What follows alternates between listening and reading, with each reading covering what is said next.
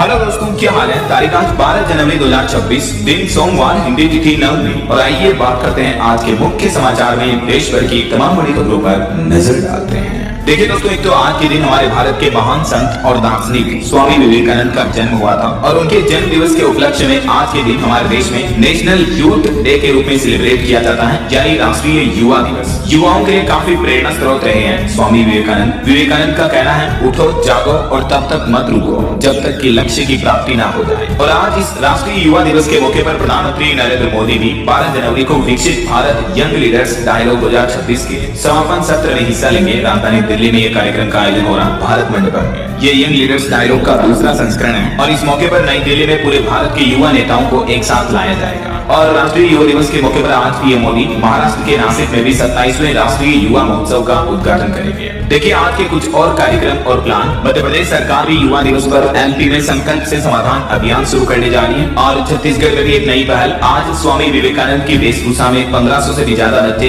एक साथ शपथ लेंगे। राष्ट्रगान के साथ एक नया विश्व रिकॉर्ड बनाया जाएगा। डिप्टी सीएम की तरफ से ये बात की जानकारी दी गई। राजधानी दिल्ली में भी आज नेशनल यूथ डे मनाया जाएगा। इस मौके पर दिल्ली की मुख्यमंत्री रेखा गुप्ता ने युवाओं को एक दिन पहले लंच पर चर्चा के लिए भी इनवाइट किया। दोस्तों, स्वामी विवेकानंद संत रामकृष्ण परमहंस के शिष्य थे। वह वेदांत और योग पर भारतीय दर्शन से पश्चिमी दुनिया का परिचय कराने वाली प्रमुख हस्ती थे। आज ही के दिन 12 जनवरी 1863 को उनका जन्म हुआ और मात्र 39 वर्ष की आयु में ही उनका देहावसान हो गया। आज इस मौके पर यूपी की राजधानी लखनऊ में भी योगी सरकार एक बड़ा कार्यक्रम आयोजन करने जा रही है। 10 युवाओं को इस मौके पर विवेकानंद यूथ अवार्ड भी दिए जाएंगे। राजस्थान में भी कई जगहों पर कार्यक्रम होंगे। रन फॉर स्वदेशी की गूंज के साथ ही जिले भर में दौड़ेंगे युवा, विकसित भारत का संकल्प लेंगे। और मध्य प्रदेश में इस मौके पर कई जगहों पर सूर्य नमस्कार भी आयोजित होगा। राज्य स्तरीय मुख्यमंत्री मोहन यादव भी इसमें हिस्सा लेंगे। चलिए आगे बढ़ते हैं अपन खबरों में। देखिए अगली बड़ी अच्छी खबर, अंतरिक्ष के क्षेत्र में भी भारत आज एक नया इतिहास रचने जा रहा। इसरो लॉन्च करेगा अन्वेषा सैटेलाइट। आसमान में यूं मानो अब भारत की एक और आंख लगने जा रही है, जिससे धरती पर नजर रखी जाएगी। 12 जनवरी को इसरो इस साल 2026 का अपना पहला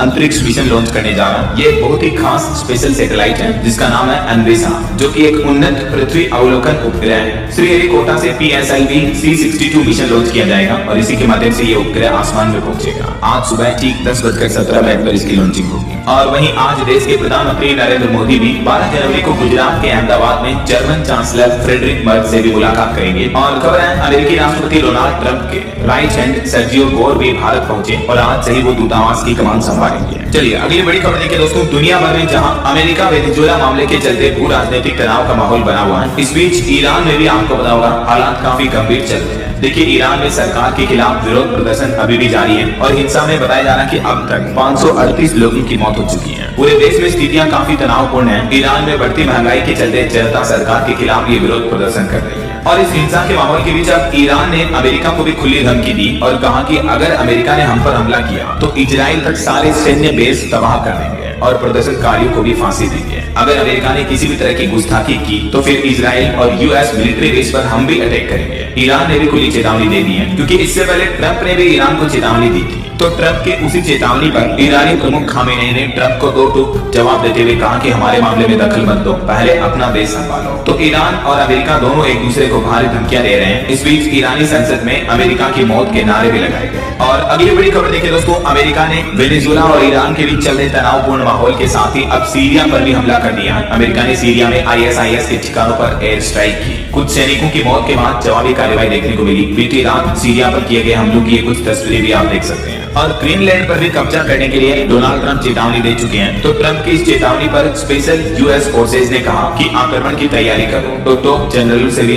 शॉकिंग जवाब मिला। रिपोर्ट सामने आ रही कि ग्रीनलैंड पर भी वेनेजुएला की तरह हमला करके कब्जा करने का प्लान बना रहे हैं डोनाल्ड ट्रंप। उन्होंने US मिलिट्री के स्पेशल कमांडो को इस ऑपरेशन की जिम्मेदारी भी सौंप दी है। और US आर्मी के जनरल बोले कि प्रेसिडेंट ट्रंप की जो जिद है वो 5 साल के बच्चे जैसी है। वो एक बार अड़ जाते हैं तो फिर मानते नहीं है। और हाल ही में अमेरिका ने वेनेजुएला पर हमला किया था दोस्तों, उस हमले में भी एक चौंकाने वाली रिपोर्ट सामने आ रही है। इस हमले के दौरान अमेरिका ने वेनेजुएला में सोनिक हथियार का भी इस्तेमाल किया। कुछ चश्मदीद गवाहों का कहना है कि हमले के दौरान सैनिकों को खून की उल्टियां हुई, उनके नाक से भी खून बह रहा था। खुद अमेरिकी अखबार न्यूयॉर्क टाइम्स में छपी खबर के मुताबिक ये चौंकाने वाला खुलासा सामने आ रहा है। ये देख सकते हैं सोनिक हथियार क्या होता है, जिसमें एक तरह की साउंड वेव्स छोड़ी जाती हैं जिनकी स्पीड जेट इंजन से भी ज्यादा होती है। जिससे इंसान के नाक कान से खून आने लगता है, दर्द, चक्कर, उल्टी, डर, मानसिक भ्रम भी पैदा हो जाता है। मतलब बंदूक, गोले बारूद से भी खतरनाक हथियार है सोनिक वेपन। चलिए अगली बड़ी खबर देखिए दोस्तों, राजस्थान राज्य में आज 12 जनवरी से फिर से कई जिलों में स्कूलों में छुट्टियों का ऐलान हो चुका है, क्योंकि राजस्थान में शीतलहर और ठंड का प्रकोप फिर से बढ़ रहा है। यही वजह है कि राजधानी जयपुर समेत राजस्थान के 11 जिलों में स्कूलों में छुट्टियां बढ़ा दी गई है। अजमेर, बीकानेर, इन जिलों में तो टाइम भी बदला। ठंड के हालात देखिए, राजस्थान के सीकर और नागौर में तो पारा माइनस में चल रहा है। कोहरे के कारण कई फ्लाइट भी कैंसिल हुई। राजस्थान के कई जिलों में तापमान -1, -2 डिग्री सेल्सियस तक दर्ज किया गया। जैसलमेर जैसे रेगिस्तानी इलाकों में भी सुबह बर्फ जमी हुई नजर आ रही है। अब ठंड का अंदाजा आप लगा सकते हैं। यही वजह कि राजस्थान के इन जिलों में अब 12, 13, 14, 17 जनवरी तक स्कूलों की छुट्टियां बढ़ाई गई है। वैसे मौसम विभाग की तरफ से आज भी चेतावनी जारी की गई है दोस्तों। अगले 24 घंटों के दौरान देश के 4 राज्यों में तो आंधी बारिश की चेतावनी है। 50 किलोमीटर प्रति घंटा की रफ्तार से हवाएं भी चलेगी। इसके अलावा उत्तर भारत में शीतलहर और खतरनाक ठंड का प्रकोप भी जारी रहेगा। तो आगे मैं आपको बताऊंगा और भी पूरे मौसम समाचार विस्तार से। फिलहाल देखिए अगली खबर, उत्तर प्रदेश अयोध्या में राम दरबार का बदला गया नाम। मंदिर ट्रस्ट ने संतों के सुझाव से रखा अब नया नाम। जी हाँ, अयोध्या स्थित राम मंदिर के प्रथम तल पर जो स्थापित राम दरबार है, उसका नाम अब ऑफिशियली यानी आधिकारिक रूप से राम परिवार कर दिया गया है। तो रिकॉर्ड्स में अब यहाँ इस स्थान को राम परिवार के नाम से जाना जाएगा।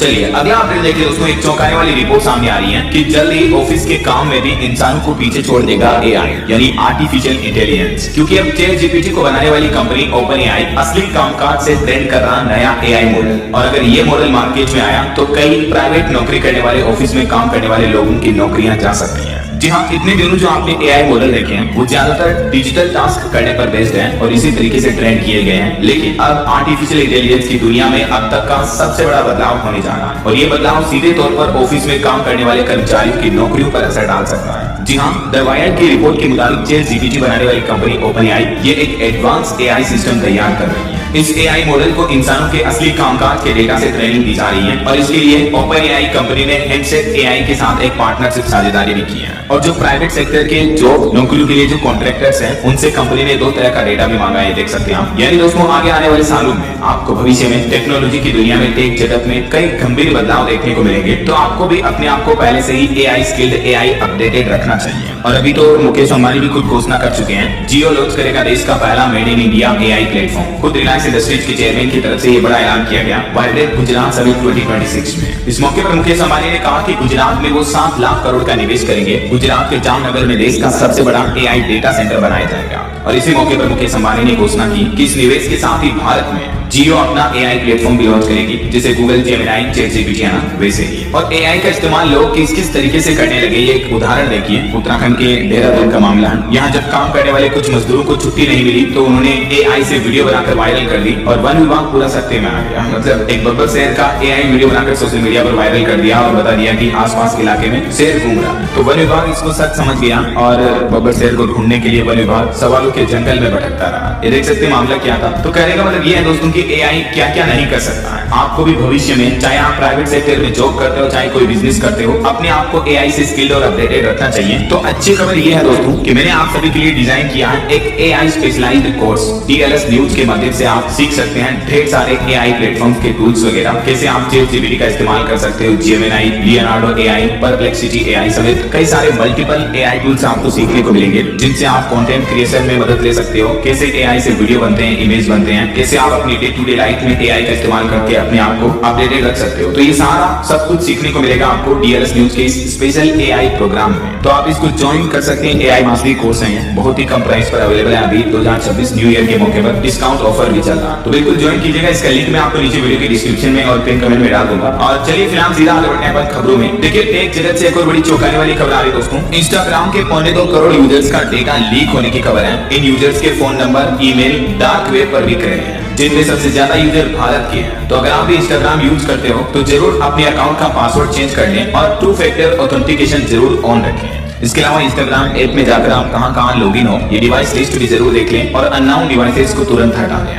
और वहीं खबर है दोस्तों, ट्विटर यानी एक्स कंपनी ने भी नियमों के उल्लंघन पर माफी मांगी। भारत में एक्स के एआई के दुरुपयोग और अश्लील सामग्री पर अब नकेल कसी जाएगी। दावा किया जा रहा है कि ग्रोक एआई पर अब आप अश्लील तस्वीरें नहीं बना पाएंगे। एक्स ने अपनी गलती मानी और तकरीबन 3500 कंटेंट भी ब्लॉक कर दिए और 600 से ज्यादा एक्स अकाउंट को भी डिलीट कर दिया। एलोन मस्क ने खुद इसको लेकर ट्वीट भी किया। चलिए अगला अपडेट देखिए। मध्य प्रदेश में गौमूत्र और गोबर से कैंसर का इलाज परियोजना 3.5 करोड़ रुपए की अनियमितता पाई गई, यानी बड़ा भ्रष्टाचार का खुलासा सामने आ रहा। तकरीबन 2.25 करोड़ की संदिग्ध खरीदारी हुई है। कुछ रिपोर्ट्स में तो बताया जा रहा है मध्य प्रदेश के जबलपुर में रिसर्च के नाम पर भी 3.5 करोड़ का घोटाला हुआ। जी हाँ, मध्य प्रदेश के विश्वविद्यालयों में चल रही धांधलियों का एक खुलासा सामने आ रहा, खास करके एमपी जबलपुर में एक घोटाला सामने आया। जबलपुर की इस यूनिवर्सिटी में कैंसर रिसर्च के नाम पर ये 3.5 करोड़ रुपए खर्च किए गए और जांच में पाया गया कि ये पैसा गाड़ियां, यात्राएं और सुविधाओं पर खर्च हुआ, जबकि न ही इस मामले पर रिसर्च हुई और न ही किसानों को प्रशिक्षण मिला इस बारे में। देखिए जरा अभी भी हमारे देश में कितने ज्यादा भ्रष्ट लोग मौजूद हैं। चलिए अगली बड़ी खबर देखिए, सरकार ने कसा शिकंजा क्रिप्टो करेंसी एक्सचेंजों पर जुड़ने वाले यूजर्स के लिए अब जियो टैगिंग अनिवार्य होगी। जी हाँ, अब अगर आप क्रिप्टो ट्रेडिंग पर अकाउंट बनाओगे तो आपकी लोकेशन भी ट्रैक की जाएगी। इसके अलावा सरकार ने 5 ऐसे सख्त नए नियम लागू कर दिए हैं। आपकी लाइव सेल्फी लेना भी जरूरी होगा। भारत की वित्तीय खुफिया एजेंसी FIU ने क्रिप्टो एक्सचेंज को लेकर ये नए नियम लागू कर दिए हैं। अब मनी लॉन्ड्रिंग और धोखाधड़ी को रोकने के लिए live selfie, geo tagging, bank account का कड़ा वेरिफिकेशन, 2 ID प्रूफ और OTP वेरिफिकेशन अनिवार्य होगा। ये बदलाव क्रिप्टो अकाउंट खोलने और चलाने को और ज्यादा सुरक्षित बनाएंगे, जिससे कि अवैध गतिविधियों पर लगाम लगेगा। तो ये 5 प्रमुख बदलाव किए गए हैं। क्रिप्टो इन्वेस्टमेंट करने वाले जब भी एक्सचेंज पर अकाउंट खोलेंगे तो आपको इन सभी स्टेप से गुजरना होगा। और अगली एक रिपोर्ट देखिए दोस्तों, भारतीय अर्थव्यवस्था में एक बड़ा बदलाव हुआ है। RBI यानी हमारे रिजर्व बैंक ने 200 अरब डॉलर से नीचे की अपनी बॉन्ड होल्डिंग की है। भारतीय रिजर्व बैंक की तरफ से विदेशी मुद्रा प्रबंधन रणनीति में प्रमुख बदलाव किया है। चलिए अगली खबर देखिए, प्रधानमंत्री नरेंद्र मोदी गुजरात दौरे के दूसरे दिन सोमनाथ की स्वर्ग यात्रा में शामिल हुए, जहां पूजा अर्चना भी की। सोमनाथ मंदिर पर गजनवी के हमले के 1000 साल पूरे होने के मौके पर यहाँ स्पेशल पूजा हुई है। मुस्लिम शासकों ने कई बार इस मंदिर को तोड़ा और फिर आखिरकार सरदार पटेल ने इसे वापस बनवाया। ये हजारों सालों का इतिहास है। इस मौके पर पीएम नरेंद्र मोदी ने अपने संबोधन में कहा कि सोमनाथ तोड़ने वाले इतिहास के पन्नों में सिमट गए। दुर्भाग्य से देश में आज भी मंदिर पुनर्निर्माण का विरोध करने वाली ताकतें मौजूद हैं। पीएम मोदी ने गुजरात के राजकोट में अपने संबोधन में बताया कि राजकोट को मिनी जापान बताने पर मेरा मजाक उड़ा। आज 2.5 लाख छोटे बिजनेस यहाँ से चल रहे हैं। यहाँ स्क्रू ड्राइवर से लेकर रॉकेट तक के पार्ट्स बनते हैं। पीएम ने कहा कि भारत को दुनिया में मैन्युफैक्चरिंग हब बनाने में सौराष्ट्र कच्छ का बहुत योगदान है। राजकोट में 2.5 लाख से ज्यादा MSME है। इतिहास साक्षी है कि समय जरूर बदलता है। पीएम ने कहा कि भारत को आर्थिक रूप से मजबूत बनाना गुजरात इंटरनेशनल कॉर्पोरेशन और पार्टनरशिप का एक बड़ा मंच बन गया है। और वहीं मुकेश अंबानी ने भी यहाँ 7 लाख करोड़ का इस मौके पर निवेश का ऐलान किया और इस दरमियान अंबानी बोले कि पीएम मोदी भारत की सुरक्षा दीवान है। चलिए अगली खबर देखिए, कांग्रेस के वरिष्ठ नेता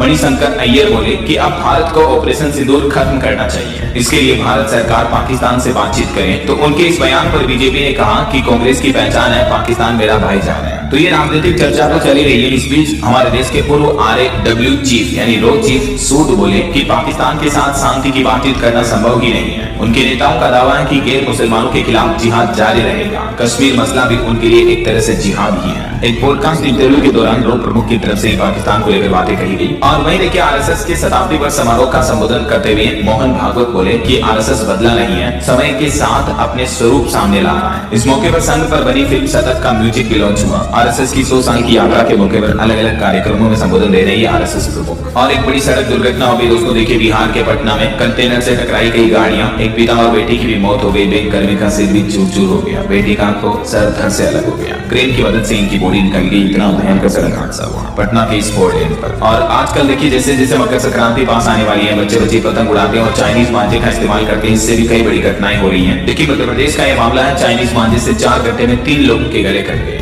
एक तो MP के इंदौर में टाइल्स ठेकेदार की अस्पताल में मौत हो गई। बाकी नीट स्टूडेंट समेत 2 लोगों की सर्जरी भी चल रही है। केवल इंदौर शहर में चाइनीज मांझे की है 4 घंटे में 3 घटनाएं देखने को मिली।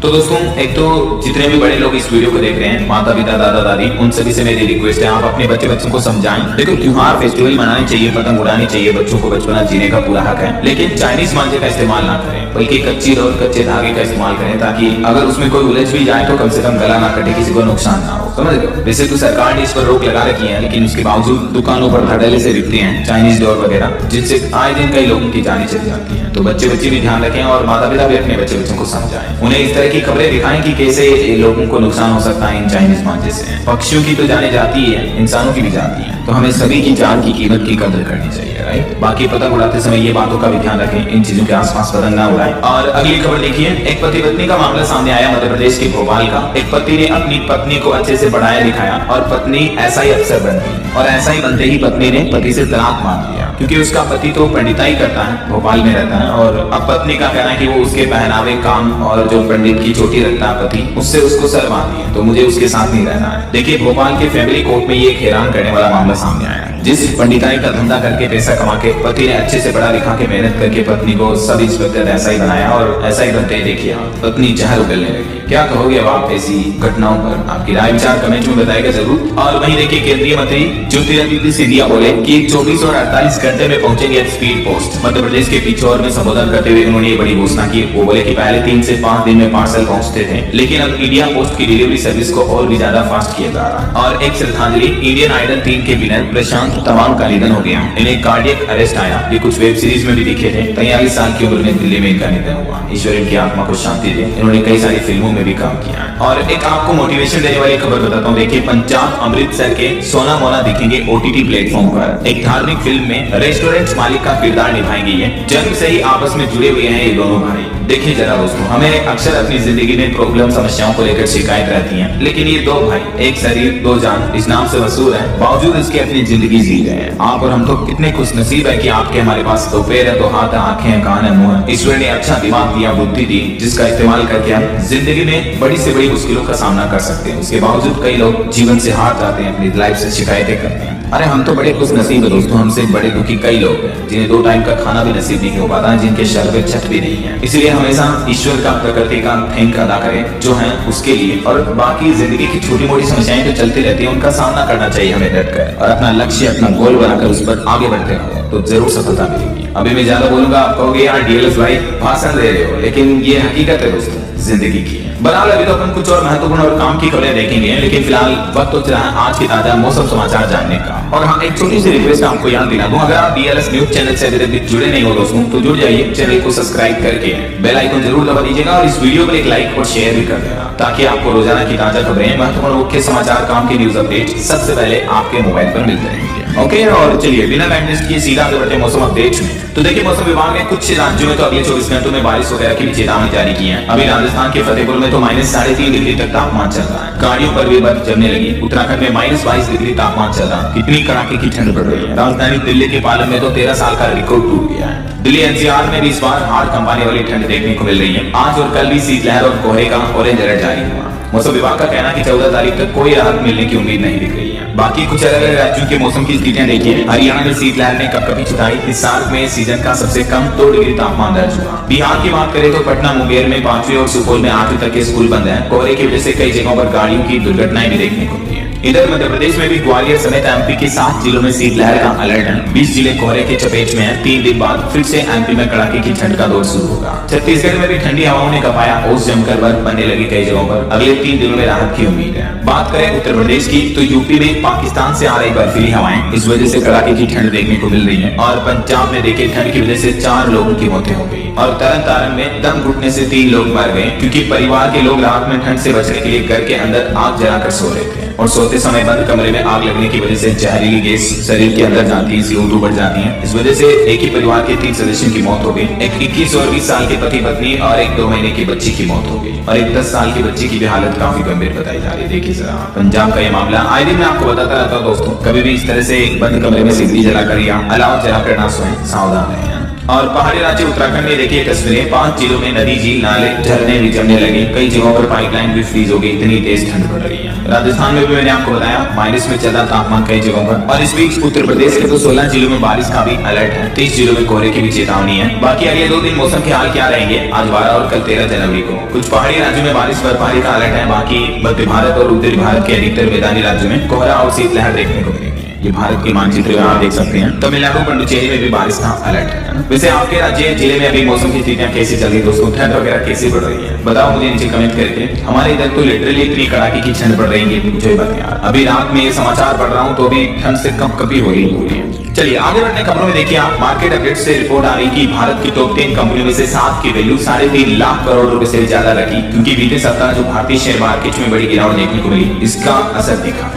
और वहीं खबर देखिए यूपी प्रयागराज के माघ मेले में कबाड़ से बनाया गया शिवालय पार्क। देश के नक्शे पर बने हैं सभी मंदिर। ड्रोन वीडियो में कुछ अद्भुत नजारे भी आप देख सकते हैं इसके। और बड़ी अच्छी खबर आ रही बिहार में देखिए, मदरसा के छात्रों को अब नीतीश सरकार ने बड़ा तोहफा दिया। अगर मदरसा के स्टूडेंट फर्स्ट डिवीजन पास होते हैं तो उन्हें 15,000 रुपए तक की धनराशि दी जाएगी। इस योजना के लिए 15 जनवरी तक आवेदन किए जा सकते हैं। और बिहार में अब परीक्षा में प्रथम श्रेणी से उत्तीर्ण अल्पसंख्यक छात्रों को नीतीश सरकार की प्रोत्साहन राशि देगी 15,000 रुपए के रूप में। और कुछ वही साइबर ठगी से जुड़ी घटनाएं देखी दोस्तों। तेलंगाना में 547 करोड़ के साइबर फ्रॉड से जुड़े म्यूल अकाउंट रैकेट का एक बड़ा भंडाफोड़ सामने आया है। इस मामले में 18 लोगों को गिरफ्तार भी कर लिया है। तेलंगाना के खम्मम जिले का ये मामला है। ये बड़ा साइबर फ्रॉड नेटवर्क का खुलासा हुआ है। देखिए जरा, तेलंगाना पुलिस ने ये साइबर ठग का बड़ा नेटवर्क गिरोह पकड़ा पूरा। 2022 से 25 तक इन्होंने तकरीबन 547 करोड़ रुपए की ठगी की अलग अलग लोगों के साथ इन म्यूल बैंक अकाउंट के जरिए, यानी फर्जी बैंक खातों के जरिए। और दिल्ली की एक घटना देखिए, अमेरिका से लौटे डॉक्टर कपल को 17 दिन डिजिटल अरेस्ट रख करके इनसे 15 करोड़ रुपए की ठगी कर ली गई। वैसे आजकल डिजिटल अरेस्ट की भी घटनाएं काफी ज्यादा देखने को मिल रही हैं। दिल्ली के सबसे पोस्ट इलाके में बुजुर्ग एनआरआई दंपति को ये अरेस्ट किया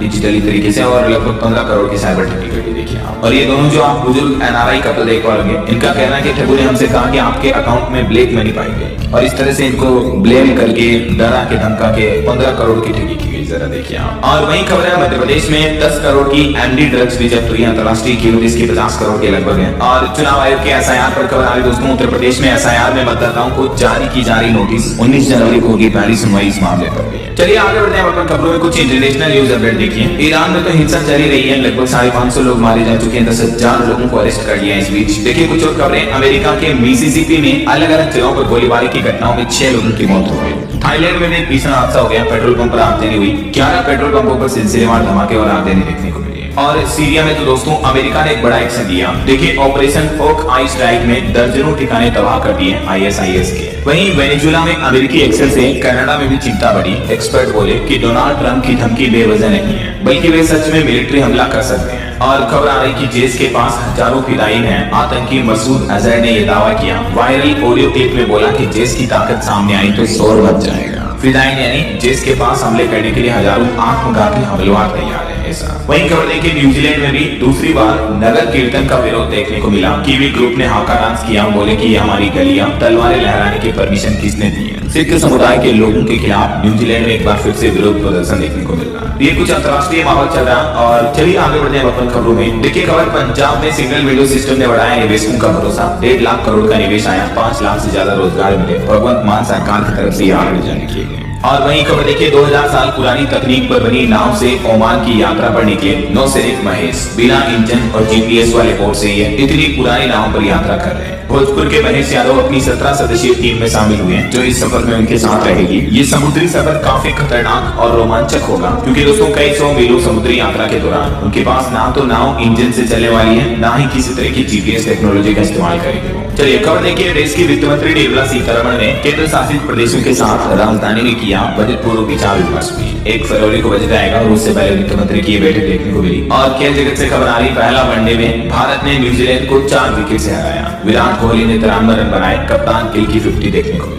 वहीं WPL में भी दिल्ली कैपिटल्स लगातार दूसरी बार मैच हारी। गुजरात ने 4 रन से हराया। चलिए रेलवे से खबर आ रही, बिहार राज्य को मिलेगी 6 नई ट्रेनों की सौगात। दक्षिण भारत का कनेक्शन बढ़ेगा। बारसोई जंक्शन में ठहराव भी होगा। 17-18 जनवरी को अमृत भारत योजना के तहत इन रूट पर कई नई ट्रेनों का लोकार्पण होने जा रहा है। और खबर है दोस्तों, उत्तराखंड के इस शहर में बिछेगी 206 किलोमीटर सीवर लाइन। 15,000 कनेक्शन से 3.5 लाख लोगों को फायदा होगा। हरिद्वार में ये सीवरेज लाइन बिछने जा रही। 2028 तक उत्तराखंड की धामी सरकार ने प्लान बनाया। और वैसे अगले साल 2027 में तो उत्तराखंड में अर्ध कुंभ का भी आयोजन होगा। वहीं उत्तराखंड सरकार ने प्री बजट बैठक में भी जल विद्युत परियोजनाओं के लिए 8,000 करोड़ रुपए की सहायता मांगी। दिल्ली में इस मुद्दे को लेकर बैठक चल रही है। चलिए अगली खबर देखिए, यूपी के किसानों के लिए कुछ खबरें हैं। उत्तर प्रदेश में अब घर बैठे मिलेगा कृषक दुर्घटना कल्याण योजना का फायदा। और इसके लिए किसान भाई लोगों को फरवरी महीने तक डिजिटल प्रक्रिया पूरी करनी होगी। यूपी की योगी सरकार की तरफ से अभी किसानों के हित में ये नई पहल की जा रही है। और इस योजना से जुड़ने के बाद किसानों को 5 लाख रुपए तक की आर्थिक सहायता सीधे बैंक खाते में दी जाएगी, अगर किसी तरह की कोई दुर्घटना हो जाती है तो। और इस योजना के लिए आप ऑनलाइन जुड़ सकते हैं अपने नजदीकी CSC सेंटर जाकर के। CM योगी के निर्देश पर इस योजना के लिए अलग से वेब पोर्टल और सॉफ्टवेयर भी तैयार किया जा रहा है। और वही खबर है दोस्तों, उत्तर प्रदेश में आउटसोर्स नियुक्तियों के दस्तावेजों की जांच और पुलिस वेरिफिकेशन अब जरूरी होगा। काम कर रहे कर्मचारियों की भी जांच होगी। फर्जीवाड़े पर लगाम लगाने के लिए भी यूपी CM ने ये नया आदेश जारी किया है। और छत्तीसगढ़ राज्य के भी सरकारी कर्मचारियों के लिए बड़ी अच्छी खबर आई। देखिए विष्णुदेव साय सरकार ने महंगाई भत्ता 3% बढ़ा दिया है। और इसके बाद अब कर्मचारियों का DA बढ़कर 58% हो चुका है, जो पहले 55% ही था। इस बढ़ोतरी से प्रदेश के लगभग 4 लाख सरकारी कर्मचारियों और पेंशनर्स को सीधा लाभ होगा। और खबर आ रही बिना बीमा के वाहन और लापरवाह ड्राइविंग पर सख्ती बरतने के लिए केंद्र सरकार मोटर वाहन कानून में भी बड़े बदलाव की तैयारी कर रही है। डीएल यानी ड्राइविंग लाइसेंस के नियम भी और भी ज्यादा खड़े होंगे केंद्र सरकार की तरफ से। इसी साल 2026 में इस संबंध में नई गाइडलाइंस भी जारी की जाएगी। और खबर है झारखंड में टीईटी की अनिवार्यता से कितने टीचर प्रभावित होंगे, इसको लेकर भी केंद्र सरकार ने रिपोर्ट मांगी, तो झारखंड राज्य में राहत मिल सकती है। और यूपी वाराणसी में भी ज्वेलरी खरीदने वालों के लिए नया फरमान जारी हुआ। मास्क, हेलमेट, हिजाब व बुर्का पहनकर अब सराफा दुकानों में प्रवेश नहीं दिया जाएगा। सराफा व्यापारियों के संघ की तरफ से लूटमार की घटनाओं को देखते हुए नया आदेश जारी किया है। और खबर है दोस्तों, बिहार सरकार ने मक्कर मेले को राजकीय मेला घोषित किया। 14 जनवरी से ही बिहार के राजगीर में भी भव्य कार्यक्रम आयोजित होंगे। 14 से 20 जनवरी तक ये भव्य मेला आयोजित होगा और इसको ऑफिशियली बिहार गवर्नमेंट ने राजकीय मेला घोषित कर दिया। यानी कि हरियाणा ने अब इन महिलाओं को भी मिलेगा लाडो लक्ष्मी योजना का लाभ। 2100 रुपए अतिरिक्त देगी सरकार। दीनदयाल लाडो लक्ष्मी योजना का लाभ अब गंभीर बीमारी से ग्रसित महिलाओं को भी दिया जाएगा, जैसे कैंसर, हीमोफीलिया, थैलेसीमिया और सिकल सेल एनीमिया से जूझ रही महिलाओं को भी हर महीने 2100 रुपए अतिरिक्त मिलेंगे, जिसमें 1100 रुपए बचत खाते में और 1000 रुपए उनके आरडी में जमा होंगे। इस संबंध में हरियाणा सरकार ने संशोधित अधिसूचना भी जारी कर दी है। और खबर आ रही की बड़ी कार्रवाई की तैयारी की जा रही है। अल फलाह यूनिवर्सिटी मनी लॉन्ड्रिंग के तहत हो सकती है अटैच। काली कमाई से बना ये कैंपस दिल्ली धमाकों में जिस यूनिवर्सिटी का नाम सामने आया था, उस यूनिवर्सिटी को लेकर अभी ईडी की जांच रिपोर्ट में नित्य नए खुलासे सामने आ रहे हैं। और देखिए, उत्तर प्रदेश में शुरू हुई 9 देवियों की शक्ति आधारित 9 योजनाएं। डीएम बागपत ने ये नई पहल की। बेटियों को मिलेगा सम्मान। बेटियों को समर्पित करते हुए 9 नई योजनाएं शुरू की हैं, जिसके तहत घर के बाहर लगेगी बेटी के नाम की नेम प्लेट। कन्या जन्मोत्सव का आयोजन भी होगा। और भी ज्यादा जानकारी आप इस स्क्रीन पर देख सकते हैं दोस्तों की बेटियों के लिए महिला सशक्तिकरण की दिशा में उत्तर प्रदेश के बागपत में ये नई पहल की गई है। नीला मुहिम, बेटी का नाम, घर किसान अभियान, मेरी बेटी मेरी कुल दीपक, कन्या जन्मोत्सव की भी शुरुआत, बुनकर महिलाएं सांस अभियान और कार्यस्थल पर महिलाओं का सम्मान सुरक्षा, किशोरी का निपटारा और हर बेटी का सम्मान। ये 9 पहल की गई है 9 देवियों के नाम पर। बहुत ही अच्छी पहल है। मैं तो कहता हूँ सभी जिला प्रशासन को ये पहल करनी चाहिए जरूर। और वहीं रेलवे की एक नई पहल देखिए दोस्तों, अब तीसरी आंख से होगी ट्रेन कोचों की निगरानी। लगेंगे 3710 सीसीटीवी कैमरे। रेलवे के इस नई प्लान से आपका सफर और भी ज्यादा सुरक्षित होगा। पश्चिमी मध्य रेलवे ये ट्रेन कोचों में आधुनिक सीसीटीवी HD कैमरे लगाने जा रहा है। और खबर देखिए, आने वाले गणतंत्र दिवस को लेकर दिल्ली पुलिस अलर्ट हुई। शुरू किया आइज एंड ईयर्स अभियान और लोगों से भी एक खास अपील की है। राजधानी में गणतंत्र दिवस के मद्देनजर ये अभियान चलाकर जन जागरूकता फैलाई जा रही है। सुरक्षा और सतर्कता बढ़ा दी गई है। इस अभियान के तहत पुलिस ने लोगों को किसी भी संदिग्ध व्यक्ति, वस्तु या गतिविधि की तुरंत जानकारी देने की अपील की है। आपातकालीन नंबर 112 या इस हेल्पलाइन नंबर पर आप जानकारी दे सकते हैं। और खबर आ रही की गाड़ियों से नहीं बल्कि राफेल समेत 5 लड़ाकू विमानों से हो सकता है गंगा एक्सप्रेसवे का उद्घाटन। प्रधानमंत्री नरेंद्र मोदी जल्द ही इसे हरी झंडी दिखाएंगे, क्योंकि इस एक्सप्रेसवे का निर्माण कार्य पूरा हो चुका और उद्घाटन के लिए तैयार है। और इसका उद्घाटन सामान्य नहीं होगा, बल्कि लड़ाकू विमानों को इस एक्सप्रेसवे पर उतारा जाएगा और कुछ इस तरह से उद्घाटन करने की योजना है। माना जा रहा है दोस्तों कि अगले महीने फरवरी के आखिरी सप्ताह में होली से पहले इसका उद्घाटन हो सकता है। और वहीं खबर देखिए, अब समुद्र के रास्ते आएगी बिजली। भारत, सऊदी अरब और UAE तीनों देशों ने पार्टनरशिप साझेदारी के तहत एक मास्टर प्लान बनाया है और समुद्र के नीचे पावर केबल बिछाने जा रहे हैं तीनों देश मिलकर, ताकि बिजली का आयात निर्यात हो सके। वहीं चाइना के रेयर अर्थ पर भी अब उल्टी गिनती शुरू हो चुकी है। केंद्र की नरेंद्र मोदी सरकार के इस धुरंधर की अमेरिका एंट्री से पूरा खेल ही पलट जाएगा। चीन की रेयर अर्थ पर बातचीत को खत्म करने के लिए अब अमेरिका ने भी एक बड़ा मोर्चा खोल दिया है। इस लड़ाई में अब भारत भी ब्रिक्स सिलिका गठबंधन का हिस्सा बनकर चीन को घेरने वाशिंगटन पहुंच रहा है। ये अमेरिका एक मुख्य बैठक आयोजित कर रहा है, जिसमें हमारे देश के केंद्रीय मंत्री अश्विनी वैष्णव जा रहे हैं। मकसद साफ है, चाइना का एक अधिकार खत्म करना रेयर अर्थ को लेकर। और खबर आ रही दोस्तों, ईरान संकट की वजह से भी सोना और चमका। आज सोमवार को सोने की कीमतों में तेजी से उछाल के संकेत दिख रहे हैं। MCX पर कोमेक्स पर सोने के अगले लेवल नए ऑल टाइम हाई बना सकते हैं।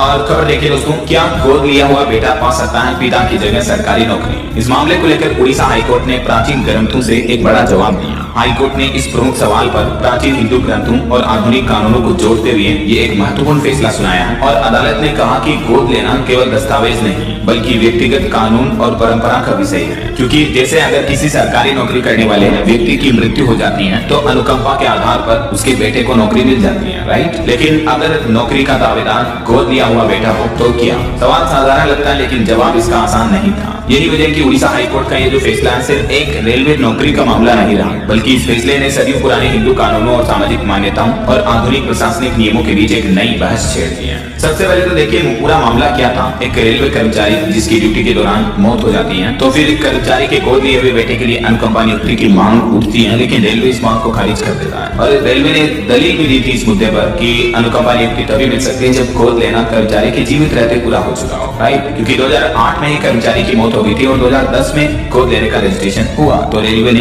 दस्तावेज को सबूत मानते हुए अनुकंपा नियुक्ति को असामान्य माना। लेकिन अब देखिए इस मामले पर हाईकोर्ट ने प्राचीन ग्रंथों का सहारा लेते हुए ये महत्वपूर्ण टिप्पणी की और कहा कि केवल डॉक्यूमेंट रजिस्ट्रेशन का मतलब ये नहीं कि सब कुछ बदल गया, क्योंकि वो बेटा तो पहले से ही उस कर्मचारी के पास रह रहा था, गोद तो उसने काफी टाइम पहले ही ले लिया था, बस केवल रजिस्ट्रेशन लेट करवाया। तो अदालत ने भी ये माना कि इस मामले में 2013 का सिविल कोर्ट का आदेश गोद लेने की पुष्टि करता है। रजिस्ट्रेशन केवल प्रमाण पत्र है, कोई अनिवार्य शर्त नहीं है। कोर्ट ने अपने फैसले में क्या क्या अहम बातें कही ये देख सकते हैं आप जानकारी भी। और हाईकोर्ट के इस फैसले के बाद अब उस बच्चे को अनुकंपा नियुक्ति के तहत नौकरी पाने का अधिकार मिला। तो हाईकोर्ट के इस फैसले से कुल मिलाकर देश भर में गोद लिए हुए बच्चों को ज्यादा कानूनी मजबूती मिलेगी अधिकारों के हिसाब से। चलिए अगली खबर देखिए। 31 मार्च तक बिहार होगा नक्सल मुक्त, उप मुख्यमंत्री सम्राट चौधरी ने बंजरिया में ये बड़ा ऐलान किया। और गोवा में पर्यटकों की संख्या भी काफी बढ़ी। साल 2025 में रिकॉर्ड तोड़ 1 करोड़ से ज्यादा पर्यटकों की संख्या दर्ज की गई। वहीं सुप्रीम कोर्ट का कहना है कि भविष्य की आशंका अपराध का आधार नहीं है, और इस मामले पर टिप्पणी करते हुए सुप्रीम कोर्ट ने तेलंगाना की एक महिला की रिमांड भी रद्द कर दी। और वहीं हार्ट अटैक से जुड़ी ये बड़ी खबर देखिए दोस्तों। राजस्थान के अलवर में एक मात्र 20 साल के युवक की हार्ट अटैक से मौत हो गई। ये पश्चिम बंगाल से अलवर आकर कैफे पर नौकरी कर रहा था, तभी अचानक तबीयत बिगड़ी और हार्ट अटैक से मात्र 20 साल की उम्र में जान चली गई।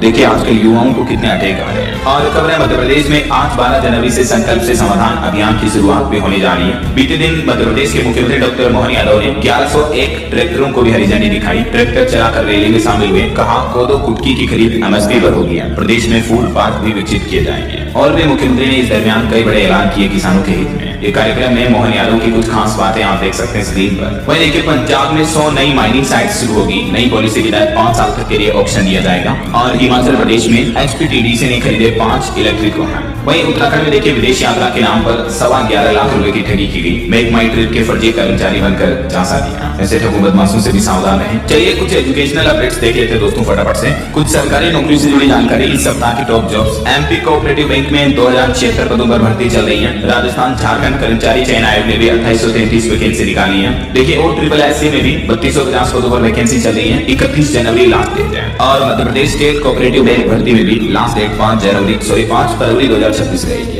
झारखंड में 1733 पदों पर ये रिक्रूटमेंट है। 7 फरवरी लास्ट डेट। राजस्थान कर्मचारी चयन आयोग में भी भर्ती निकली हुई है। 11 फरवरी लास्ट डेट। और इंडियन आर्मी में भर्ती चल रही है 5 फरवरी लास्ट डेट। और खबर है मध्य प्रदेश के सरकारी कर्मचारियों को मिलेंगे 400 करोड़ रुपए, क्योंकि हाई कोर्ट ने सरकार को दिया एक साथ एरियर देने का आदेश। एक कर्मचारी को तकरीबन 3.5 लाख मिलेंगे। ये जो 2019 का विवादित नियम था, इसको लेकर MP हाई कोर्ट का आदेश है। इसके अलावा नौसेना में SSC की भर्ती भी निकली हुई है। इसकी लास्ट डेट 24 फरवरी है और 24 तारीख से इसमें आवेदन शुरू होंगे। वहीं बिहार के विश्वविद्यालयों में गाइडलाइन का अनुपालन अब अनिवार्य होगा। एडमिशन से लेकर प्रमोशन तक के लिए शिक्षा विभाग की तरफ से आदेश जारी किए गए। और पंजाब की भगवंत मान सरकार ने भी बड़ा ऐलान किया। युवाओं को प्रतियोगिता परीक्षाओं की तैयारी करवाएगी पंजाब सरकार। मुख्यमंत्री भगवंत मान ने मिशन प्रगति का शुभारंभ भी किया। और एक बड़ी खबर आ रही दोस्तों, देर रात देखिए जम्मू कश्मीर के सांबा, राजौरी और पुंछ में LOC पर दिखे 5 ड्रोन। दावा किया जा रहा है कि पाकिस्तान घुसपैठ की कोशिश में है। भारतीय सेना ने काउंटर अटैक भी किया और सुरक्षा बलों ने सर्च ऑपरेशन भी शुरू कर दिया है। ओके, और अंत में दोस्तों आज के राशिफल पर नजर डाल लेते हैं। देखिए सिंह और कुंभ राशि वालों की नौकरी में तरक्की के योग बनेंगे। मीन राशि वालों की रुकी इनकम भी शुरू हो सकती है। और भी कुछ अलग अलग राशियों का राशिफल आप देख सकते हैं स्क्रीन पर। और हाँ दोस्तों, आप मुझे कमेंट करके बताइए कि किस राज्य में मकर मेले को राजकीय मेला घोषित किया गया। कमेंट में लिखिए। सही जवाब देने वाले लोगों को रैंडमली सेलेक्ट होने पर DLS न्यूज टीम की तरफ से एक शानदार सरप्राइज गिफ्ट जीतने का मौका मिलेगा। और इसी के साथ ही अगर आपको वीडियो अच्छा लगा तो इसे लाइक करना, शेयर भी करना, DLS न्यूज चैनल को सब्सक्राइब करके बेल आइकन जरूर दबा देना रोजाना ऐसी इंफॉर्मेटिव जानकारियां, महत्वपूर्ण समाचार देखते रहने के लिए। और दोस्तों AI टूल्स सीखने के लिए आप DLS न्यूज के AI मास्टरी कोर्स को जरूर चेकआउट कीजिएगा। और यूट्यूबर बनना चाहते हो तो YouTube मास्टरी कोर्स को भी आप चेकआउट कर सकते हैं। लिंक डिस्क्रिप्शन और पिन कमेंट में मिल जाएगा। बाकी ख्याल रखिएगा अपने आप का, अपने परिवार का। मिलेंगे नेक्स्ट अपडेट में, तब तक के लिए जय हिंद, जय भारत, वंदे मातरम।